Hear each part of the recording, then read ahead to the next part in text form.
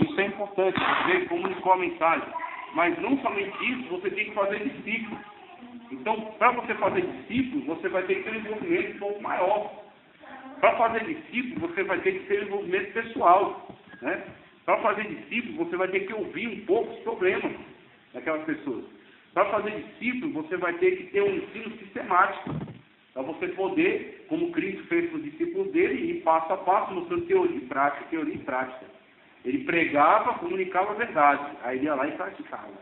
Né? Então, falava de salvação e salvava. Falava de perdão e perdoava. Falava de cura e curava. Então, o discipulado, ele exige um pouco mais de entrega. Ele exige um pouco mais de envolvimento. Então, quando a igreja ela se preocupa em exercer o discipulado, aí ela marca a sociedade. Por que a gente está tendo um aumento de número, mas esse aumento de número não está se traduzindo numa mudança na sociedade? A igreja está pregando muito.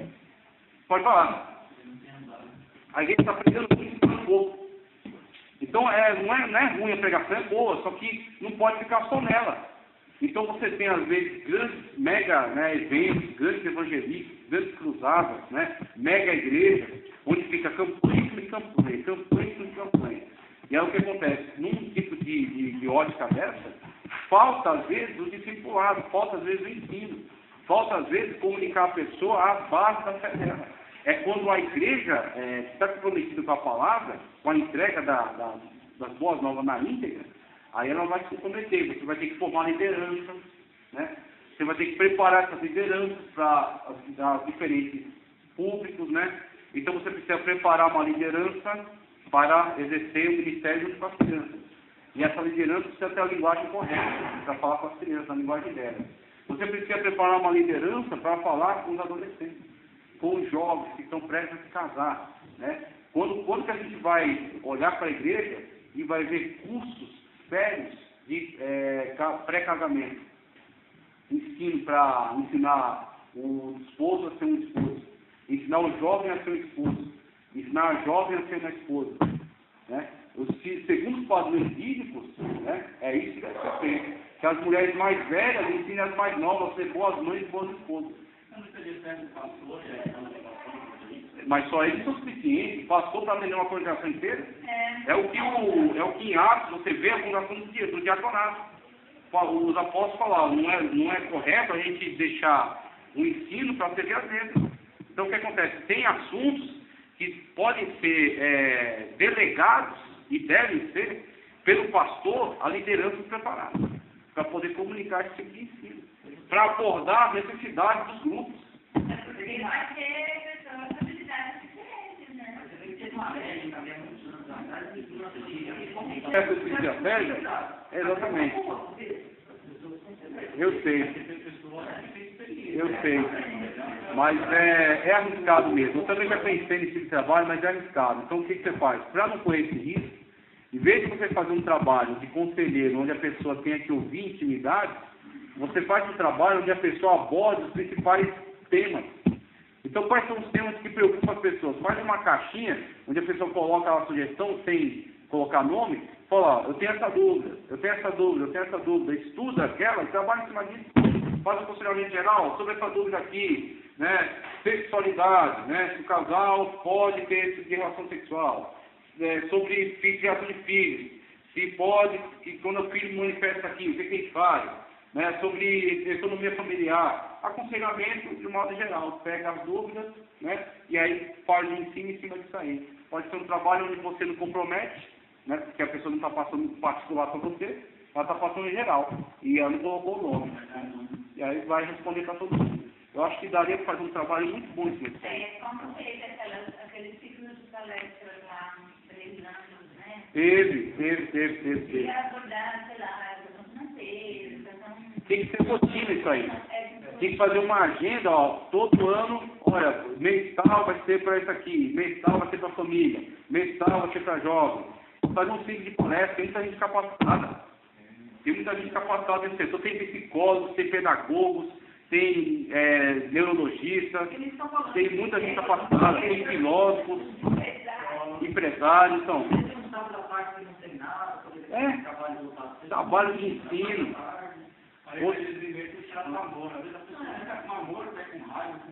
Aí não vai. É do amor, então eu não vou.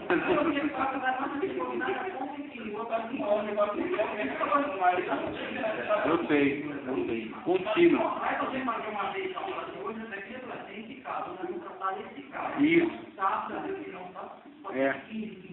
Exatamente.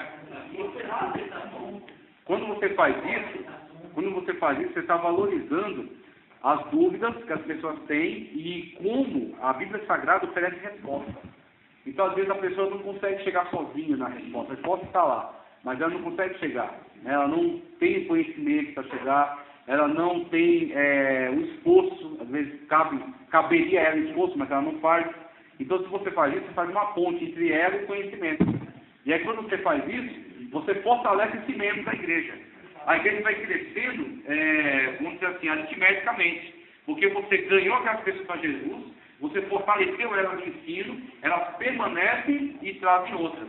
Agora, geralmente, o que é feito? Faz um trabalho para lançar a rede, aí traz uma multidão. Aí dessa multidão que faz, vai sair um monte. Por quê? Porque ele não faz trabalho nenhum com ela. Deixa ela por conta dela mesma. Aí ela começa a vir, vem um ponto, vem dois, vem três. Daqui a pouco alguém fala que você é feia. Você está com a roupa torta. Pronto, ela não vem mais. É porque já acabou de Você começar a fazer isso, você vai ver todo mundo. Tem muita coisa a se tratar. Tem muita coisa, não pode. Tem que fazer uma equipe. Que Moisés fazia com o povo. Moisés queria resolver o problema todo do povo, de manhã até de noite. Jesus falou, rapaz, presta atenção, você vai se matar e o povo só vai reclamar, não vai ficar satisfeito. Divide o trabalho. Aí 70 anciãos que Deus deu o Espírito de Moisés colocou sobre eles, 72, né? Que aí formou aquele primeiro conselho. E aí eles dividiram a carga. Então a igreja precisa delegar. A igreja precisa delegar. Então formar a pessoa primeiro. Se você não forma primeiro, você não tem como cobrar. Então primeiro, chama um especialista, traz, fala, fulano, dotando, palestra. Faz a palestra, o cara ensina, a abordagem é essa, a estratégia é essa, pode fazer desse jeito. Aí vamos começar a trabalhar. Então você vai ficar responsável por isso aqui, você vai ficar responsável por isso aqui. E começa a trabalhar. Eu tenho dificuldade, coloca a pessoa para ajudar. Não consigo, coloca a pessoa. E assim vai, né? E aí você vai investindo no ensino. Né? Você vai investindo em solidificar aquela igreja. Eu sei. Quando a gente chega, a gente começa a olhar e fala, pô, eu vi, eu preciso ter isso. Vai trabalhando e vai melhorando. Às vezes a pessoa também não tem confiança, né? Eu sei. É por isso que eu acho que esse negócio de confissão particular é sempre arriscado. Então, se você faz uma coisa onde a pessoa coloca a dúvida dela e a dúvida seja debatida em público, tá certo? Anonimamente, eu acho muito mais confiável.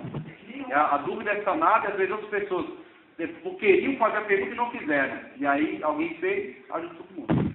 Eu acho muito útil. Meu Deus. Exatamente. Pega mais segurança. Então a missão da igreja é ensinar. A missão da igreja é fazer discípulos. Pode falar. Uma vez a revista começou a deixar, os irmãos achavam mais fácil nos trabalhos, né, na vida secular. Trabalhar com crentes ou com não crentes. Gente, a resposta de que trabalhar com não crentes era mais fácil. Eu sei. Aí deu uma menina que questionou, aí ela me perguntou, né? Eu falei, infelizmente eu vou ter que dizer que é mais fácil trabalhar com não crente. E por que é mais fácil trabalhar com não crente? Eu já apresentei algumas coisas que eram se contar que Sim. O crente dizer para você que ele não obedece regras, porque Deus chamou ele para ser cabeça e não Triunfalismo, tá? Ela está ouvindo pelo rádio, então está indo lá, ouvindo o curso lá. Mensagem triunfalista, que é essa abordagem, tá? Confissão positiva também, onde você colocar a planta do seu pé é ser. Pronto, a pessoa põe os pés no carro dos outros, né? Vai mesmo. Então, esse tipo de loucura, ela é desenvolvida por alguns ministérios que são interesseiros, tá? E essa pessoa, muitas das vezes, ela não participa de um ensino que já é ministrado na igreja dela, e ela com isso não tem a cura, vai sempre com essa ilusão na cabeça, ou às vezes a igreja também falta no sentido de não combater, não fazer apologética. Por isso que não é questão...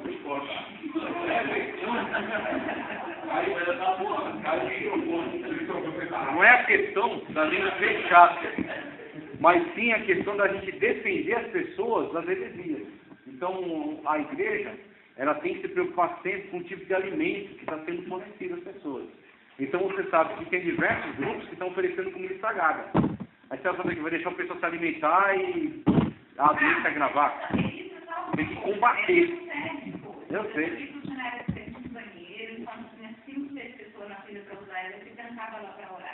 Aí, quando o povo estava na fila, ia saindo do lado.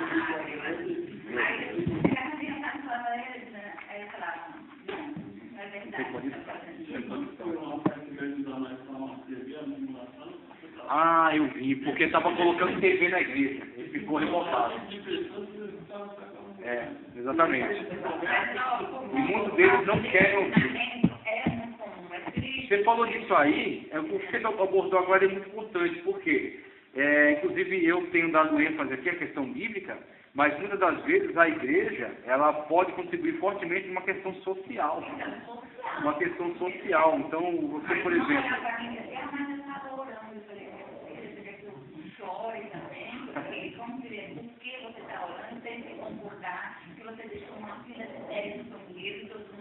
Loucura. Aí você vê uma atitude, pois é, exatamente, tem que ir pro banheiro, atrapalhar todo mundo. Mas você vê um egoísmo. Você pensa que a pessoa começa a entrar numa ideia de que porque ela é filha de Deus, ela assim, tem prioridade sobre todo mundo. Faltou, inclusive é o que ele vai abordar aqui, ó, a mística horizontal, a mística vertical e a ética horizontal, que é uma das missões da igreja. A igreja, ela pode transformar uma sociedade se ela cumprir o seu papel integral. Então, por exemplo, a mística vertical é essa questão espiritual. Olha, você precisa ter comunhão com Deus. Olha, você precisa jejuar, você precisa buscar, você precisa ter dons espirituais. Ok, mas se você só der ênfase na mística vertical, e você não pregar a ética horizontal, o que acontece? Essa pessoa fica bitolada nessa mensagem religiosa e o relacionamento dela com as pessoas vai destruir a pregação dela. Então, você já conheceu pessoas assim, que ela é muito espiritual, ela é muito espiritual, ela conhece muito desse livro, que ela sabe pregar muito bem, só que ela não sabe dar um bom dia para uma pessoa. Ela chega numa roda, ela sabe, sei lá, 2 pessoas são crentes, 5 são ímpios. Ela vai no crente e fala, Pai do Senhor, dá as costas e vai embora. Como é que você vai pregar evangelho depois de uma situação dessa? Faltou a ética horizontal. E o que eu mais vejo aqui de pregador que diz pentecostal, entre aspas, né? A primeira coisa que ele faz é bater na ética. 2 coisas que ele bate. Na ética e na hermenêutica. Né? Porque eu não estou aqui para seguir ética, então ele, por não estar aqui para seguir ética, ele tira o paletó, ele arranca a gravata, ele tira o microfone do lugar, ele desce, ele pinta, ele borda, ele acontece, ele dá pirueta. Por quê? Porque segundo ele está na inspiração do Espírito Santo. E é o Espírito Santo de Deus, ele veio para descumprir regras, né? Ele veio para destruir a liturgia, para fazer algo diferente. Quando, na verdade, quando você vê biblicamente falando, o Espírito Santo de Deus, é ele que inspira a liturgia, é ele que inspira a ética. O Espírito Santo de Deus é ordeiro. Então, quando você vê cultos em Atos dos Apóstolos, né, a igreja que se reunia, tinha uma hierarquia, tinha um comando, né, tinha respeito. Né? Quando você vê a atuação de Pedro, né, quando lidando com as situações, Ananias e Safira tentaram enganar naquela situação, e o Espírito Santo de Deus trouxe uma reprimenda grave, de tal forma que eles até morreram na situação, porque tentaram enganar a igreja. Então, quer dizer, existem diversas situações nas quais você vê os dedos do Espírito Santo de Deus pela igreja. E as pessoas, muitas vezes, elas simplesmente ignoram esses textos.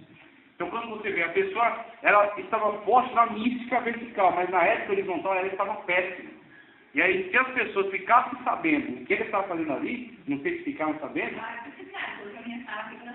que ele estava orando no banheiro enquanto os outros estavam esperando para usar. Quer dizer, olha só, o egoísmo que ela manifestou com isso. Então, mesmo que ela disse que tinha estado em comunhão com Deus, a falta de respeito pelas pessoas destruiu o testemunho dela. Acabou. E acaba o testemunho da igreja, porque as pessoas vão dizer assim, não, o problema é essa crente. Não, o problema é a igreja. Exatamente. Olha só como é que é os crentes. É assim que a pessoa diz. Né? Pode falar. Você já pensou que loucura? Você já pensou que loucura? Você tem uma fila, aí uma pessoa que está controlando essa fila lá no balcão é crente. Aí ela olha para a fila, sei lá, o pastor dela é o 10º na fila. Aí porque o pastor dela é o 10º na fila e porque ela é crente, ela vai lá, pega o pastor no canto, fala, irmão, te chamaram na sala lá, e tira o pastor aqui e passa ele na frente. Aí quando a pessoa que estava na fila está lá, o pastor já estava assim na frente. Então, o que você acha que isso causa na sociedade? O estrago que isso causa. Exatamente. Isso tem acontecido aos montes, e as pessoas elas ainda se ufamam disso. Elas usam isso na pregação dela. Que ela teve um privilégio, né? Às vezes a pessoa falando de benefícios sociais, que nem eu já vi pregando, né? A pessoa tinha um benefício, e o benefício tinha que ir até tal data.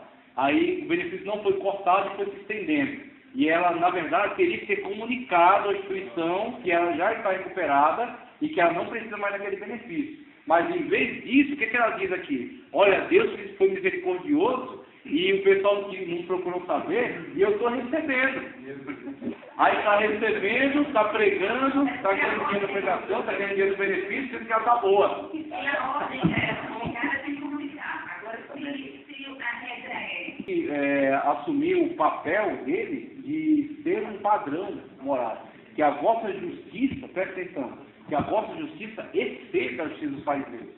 Jesus, ele tinha um problema com os fariseus porque eles falavam e não viviam. Esse era o problema. Inclusive, a ética que os fariseus seguiam não foi criticada por Cristo. O que foi criticado foi hipocrisia. Que a hipocrisia é o artista, né? Ele encena um papel que ele não vive. Esse é o problema. Agora, com relação aos padrões éticos e morais dos fariseus, Cristo diz que a vossa justiça exceda a dos fariseus. Ou seja, você tem competência para exercer, tá certo? Esse padrão ético e moral, e não exercê-lo apenas para mostrar para os outros, mas ser de fato. Tá certo? Você tem condições de ser isso, não só de parecer.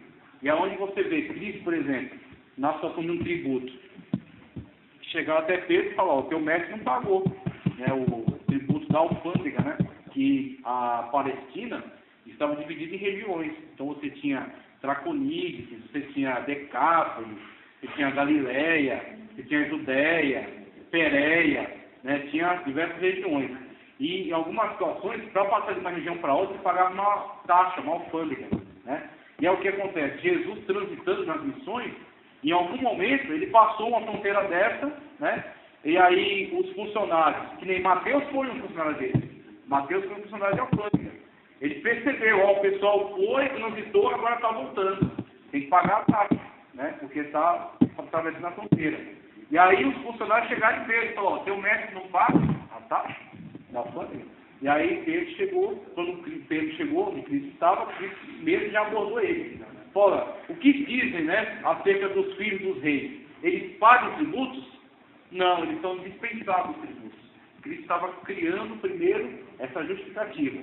Se os filhos dos reis da terra não pagam tributos, por que o filho do rei dos reis, o filho do Deus Todo-Poderoso, iria pagar? Essa seria a lógica natural, né?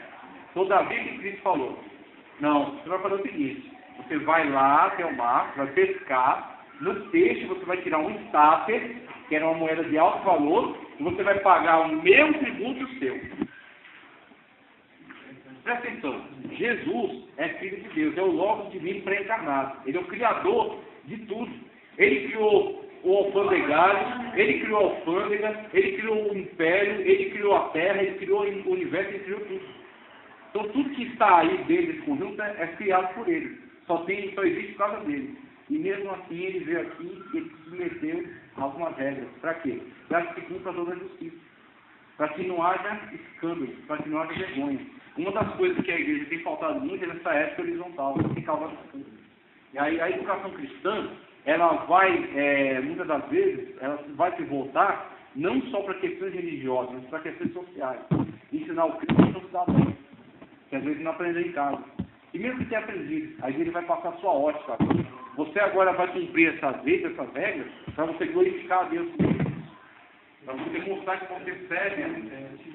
O testemunho, meu irmão. O testemunho. E aí, quando a igreja assume esse papel para a sociedade, ela transforma a sociedade. Agora você tem, a pessoa está na igreja, ela pula, ela roda, ela dança, ela canta. Só que quando chega lá fora, ela mente. Quando chega lá fora, você fica em contrato com ela, mas não vale nada. A pessoa que chega na hora não cumpre aquilo que é o papel dela, né? Não paga. Né? Eu já ouvi falar de pessoas que dá calor em apostila. Tem condição? O que você espera de uma pessoa dessa? Uma pessoa dessa, era bom que ela não falasse do Evangelho. É bom que ela fizesse conta que ela não é evangélica. Por quê? Porque ela... Aleluia. Por quê? Combinado. Uma pessoa dessa, ela envergonha o Evangelho. Esse é o problema. Então você tem algumas pessoas que estão, de fato, comprometidas com o que estão fazendo, só que você tem um grupo que está colocando tudo a perder. Que são crentes nominais apenas, são crentes de empolgação. E aí, quando essas pessoas começam a atuar na sociedade, elas começam a destruir por onde elas passam. Vocês tiveram com certeza experiência de trabalhar num lugar onde antes de você passou um crente atrapalhado lá, tribuloso, né, tolo, desconvertido, e fez lá, pintou e bordou, e você chegou e ficou para você aquela dívida. E eu já cheguei no lugar, pode falar, não faz motivado pelo amor, não será bem feito. Então, tem que ter a motivação correta para o que estão fazendo. É verdade, a motivação tem que ser correta. E aí, a igreja, muitas vezes, ela precisa prestar mais atenção nessa ética horizontal, para que os crentes possam não desfazer o seu testemunho com um mau comportamento.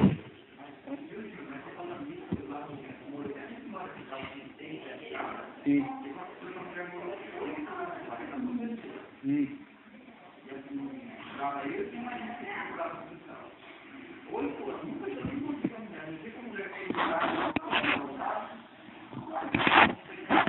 Ei! Ai, meu pai.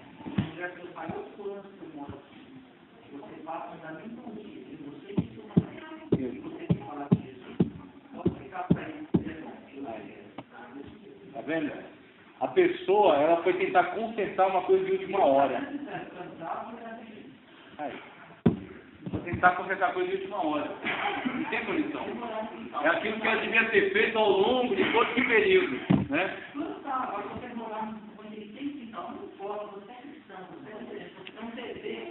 Sim.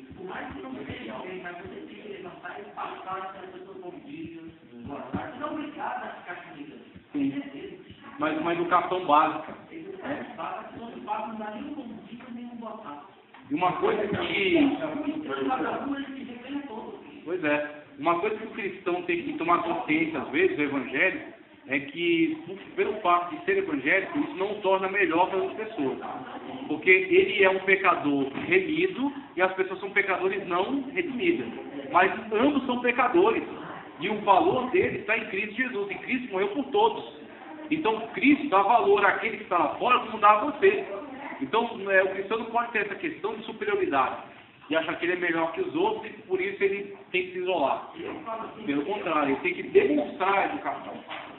Se isolar pela questão da santidade. Exatamente. Ou se isolar pelo sentido de liberdade. Exatamente, né? Se acha melhor, às vezes, e por isso não quer interagir com ninguém, e com isso demonstra, né, uma falta de educação terrível, demonstra com isso que a fé dele não mudou a sua vida, a fé simplesmente virou um discurso na boca dele, mas não mudou a sua forma de agir, a forma de interagir. Então tem essa questão da mística, pode falar. Infelizmente, né, tem questões complicadas.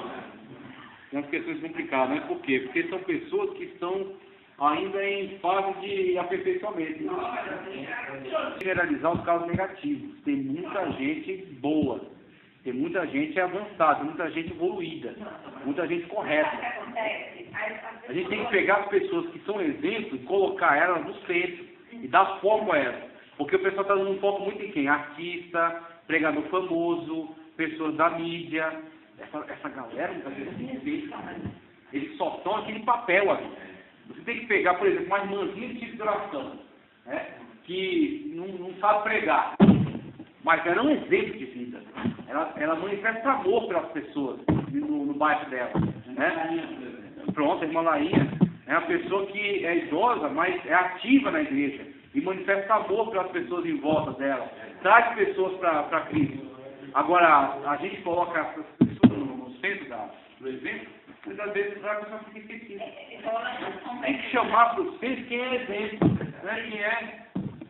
Tem uma coisa que acontece muito aí, é que assim, Foi o exemplo que Cristo colocou. O padrão é esse, ó. É isso que eu quero que você faça.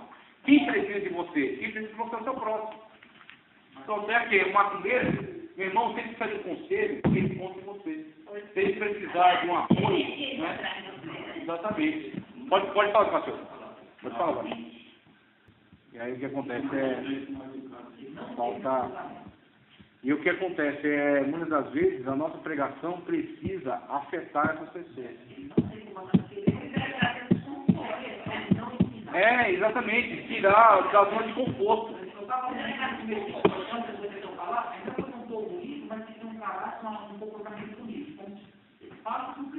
Sim.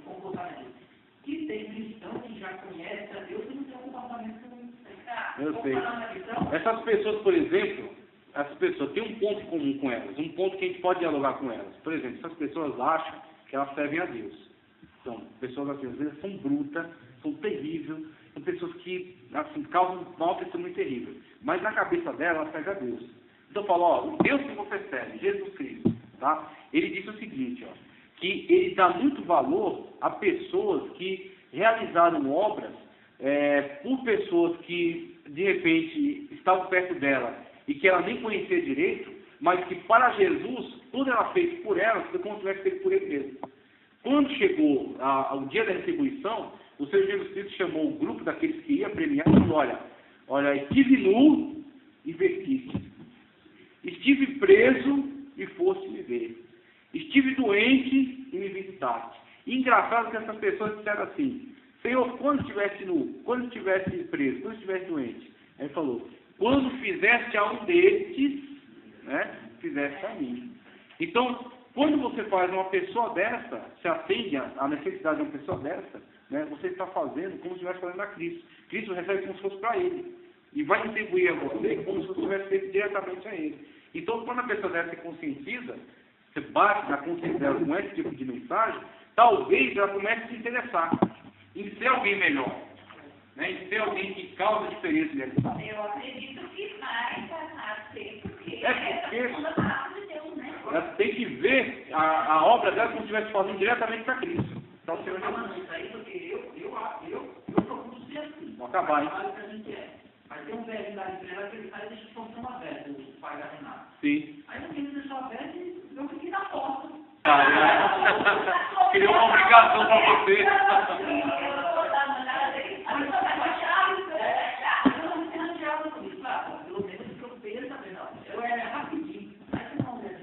Eu vou aproveitar a sua história para passar um comercial. Comercial não, foi um vídeo que eu vi, que eu achei muito legal. Então o que a gente discutiu hoje foi isso aqui, ó. Convivendo com Deus e com a humanidade. Adianta você querer estreitar os seus laços de relacionamento com Deus, ser uma pessoa mística, uma pessoa profunda, uma pessoa espiritual, que ora 5 horas por dia, que tem os 9 dons do Espírito, mas você não sabe traduzir isso num convívio com a humanidade? Então, você é uma pessoa extremamente profunda e espiritual, só que você não está no céu. Toda a questão é essa, você está aqui. Você pega o ônibus, você vai na padaria, a pessoa deixa você lá em pé, sentado, né? Você vai ter paciência ou você vai soltar os cachorros? Teve um dia que eu fui pegar um ônibus, se eu tivesse uma metralhadora, eu tinha feito estrada. Eu falei, depois que eu consegui pegar um que eu parei, pensei, falei, meu Deus, eu me irritei tanto por causa disso, dessa bobagem, porque o cara foi embora, ele me pegou. Paciência. Mesmo que ele me viu e passou, paciência, e daí? E daí que aconteceu essa situação? Imagina se eu tivesse, eu glorificar a Deus porque não abri minha boca, fiquei na minha, fiquei quieto, mesmo fervendo de raiva, mas segurei. E aí quando passou a situação, eu falei, meu Deus do céu, eu ia dar um mau testemunho por causa disso, dessa bobagem, né? Vai para aquelas pessoas mais idosas do interior do Nordeste, que normalmente são pessoas honestas, que respeitam os outros, Padrões. de vida, que Padrões têm morais. padrões morais, Isso aí. de Padrões morais e um ensinamento não sistemático, um ensinamento popular. Aí pega esse evangelho que não está presente, agora não é evangelho para ver que ganha. Não ganha porque a pessoa vai olhar para um pseudo-evangelho dele e ele não vai ver Deus nela, não vai ver Jesus nela. Falar, meu filho, se Jesus visse você com essas suas atitudes, ele ia ficar uma lapada. Por quê? Porque a pessoa tem padrões morais, que ela recebeu de família, de gratidão. Primeiro que ela tem fé, ela acha que Isso, certo. exatamente. Aí ela tem padrão moral. A partir daquilo que ela recebeu. Aí ela vem isso, não vai dizer não. Para encerrar, uma coisa muito bonita que eu vi, que falou sobre paciência, foi um senhor, né, um homem, e um idoso do lado dele, que no caso era o pai dele. E aí o idoso já estava naquela fase, né, Alzheimer e tal, e aí pousava um passarinho, aí o idoso perguntava para o filho, o que é isso aí? Aí o filho falava, é um pardal. Já vi. Aí passarinho de novo, aliás, não passa, só que ele distrai e veio perguntar de novo, o que é isso aqui? É um pardal, né? E aí distraía, aí daqui a pouco terceira vez.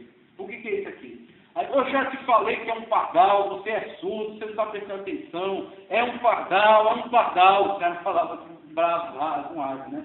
Aí ele foi lá dentro, né? Pegou lá as folhas que ele tinha guardado, trouxe assim e mostrou falou, ó, olha isso aqui. Aí o cara olhou assim, falou, o que é isso aqui? Aí ele falou, isso aqui é um desenho que você fez, né, quando era criança, e você fez esse desenho porque eu expliquei para você, mais de quantas vezes você quiser, eu expliquei para você que isso aqui é do padrão. E aí ele fez desenho, o menino fez desenho de palavra quando era criança, né? Porque o pai dele explicou várias vezes para ele que aquilo era do padrão. Ele aprendeu porque o pai... Teve paciência com ele. Agora, na hora do retorno, né, o cara não teve a devida paciência que deveria ter em função das necessidades da pessoa que estava perguntando. Então, não vai ser fácil você conviver com as pessoas, não vai ser fácil você ter paciência com as manias dela, não vai ser fácil, mas se você tiver, você vai ganhar, né? Se você tiver, você vai comunicar a mensagem do Evangelho. Inclusive, uma coisa muito bonita que eu ouvi é que você deve pregar o Evangelho, né? Se necessário, com palavras. Prega o Evangelho. Se preciso, use palavras. Ou seja, o que também é importante. Porque o primeiro é a atitude. O primeiro, né, é o exemplo. Então, pregar o Evangelho como? Quando você pegar um troco a mais, você devolver, né? Pregar o Evangelho como? Chegar no ambiente da bom dia. É capaz de dizer que isso foi bem, então eu já vi crente dizer que... Já. Pregar o Evangelho como? Você ir no banheiro só fazendo necessidade de sair, não ficar lá orando dentro do banheiro, atrapalhando as outras pessoas, né? Pregar o Evangelho com a vida, pregar o Evangelho com uma atitude correta, né?